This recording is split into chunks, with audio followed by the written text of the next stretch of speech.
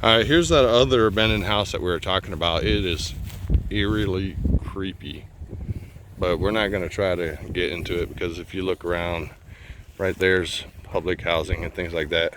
But I could give you a shot from outside. I don't see no harm in that. But this thing looks really scary.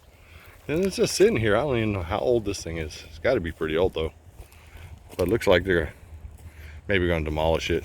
I don't know. Monster house. Yeah, that's what it does look like, Monster House from that cartoon.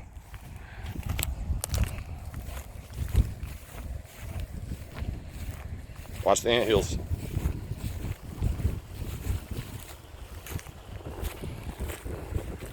That's creepy though. I'd like to go inside, but we just can't do that. Look at that. Pretty spooktacular. Alright, just thought I'd show you that. But we had a day of urban exploration, and you guys would not believe what we just found in our last exploration. You'll have to watch it, and you got to watch it to the end. But if you had smell-o-vision, you would know what I'm talking about. Alright, Spooky Laters out.